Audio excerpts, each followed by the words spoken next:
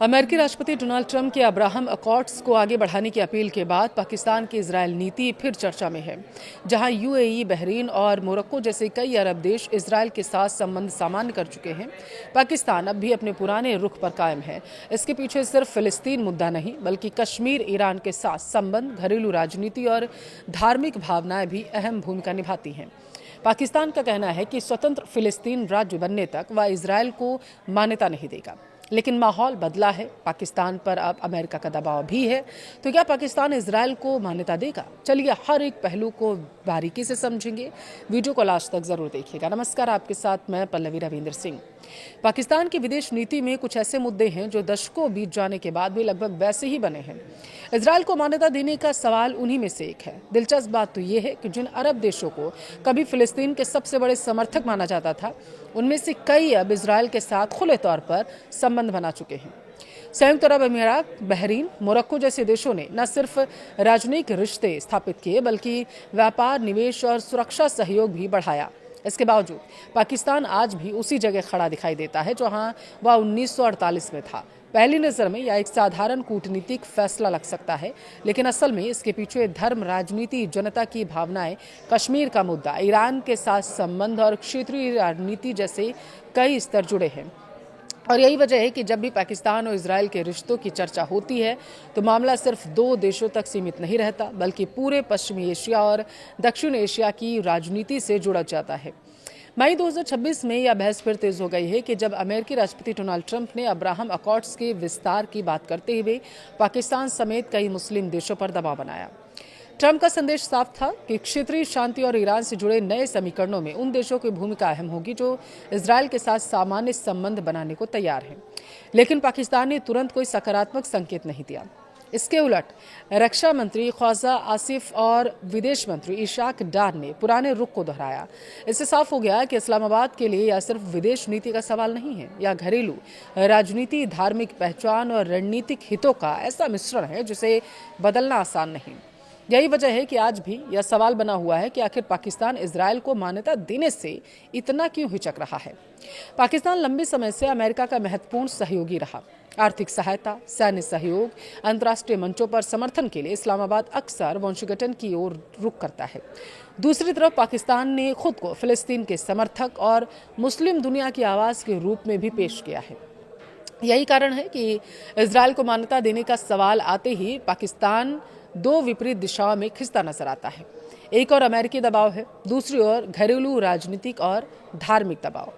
यही दुविधा पाकिस्तान की नीति को जटिल बनाती है। पाकिस्तान का आधिकारिक रुख यह है कि जब तक पूर्वी यरूशलेम को राजधानी बनाकर एक स्वतंत्र फिलिस्तीन राज्य की स्थापना नहीं की जाती, तब तक इजरायल को मान्यता नहीं दी जाएगी। यह नीति दशकों से चली आ रही है और हर सरकार ने लगभग इसी लाइन को दोहराया है। हालांकि समय समय पर पाकिस्तान और इजरायल के बीच गुप्त संपर्कों, बैक चैनल वार्ताओं की खबरें जरूर आई हैं। ट्रंप के हालिया बयान के बाद यह मुद्दा फिर चर्चा में है। 25 मई 2024 को ट्रूथ सोशल पर किए गए पोस्ट में ट्रंप ने कई मुस्लिम देशों को नाम लेते हुए कहा कि अब्राहम अकॉर्ड्स को आगे बढ़ाना जरूरी है। पाकिस्तान का नाम इस सूची में शामिल होने से अंतर्राष्ट्रीय मीडिया का ध्यान तुरंत इस्लामाबाद की ओर चला गया। लेकिन पाकिस्तान ने संकेत दिया कि फिलहाल उसकी नीति में किसी भी तरीके का बदलाव संभव नहीं है। दरअसल अब्राहम अकॉर्ड्स 2020 में अमेरिका के मध्यस्थता से हुए समझौतों की एक श्रृंखला है। इनके तहत संयुक्त अरब अमीरात, बहरीन, मोरक्को, सूडान ने इजरायल के साथ राजनयिक संबंध सामान्य किए। इन समझौतों को पश्चिम एशिया की राजनीति में एक बड़े बदलाव के तौर पर देखा गया। इन समझौतों का उद्देश्य सिर्फ राजनीतिक संबंध स्थापित करना नहीं था, इसके जरिए व्यापार, पर्यटन, तकनीकी रक्षा और निवेश के नए रास्ते खुले। इजरायल और अरब देशों के बीच सीधी उड़ानें शुरू हुई, सुरक्षा सहयोग बढ़ा, अमेरिकी समर्थन भी मजबूत हुआ। और यही वजह है कि अमेरिका चाहता है कि और मुस्लिम देश भी इस पहल का हिस्सा बन जाएं। अरब देशों ने क्यों बदला है रुख, आपको वो समझना बहुत ज़रूरी है।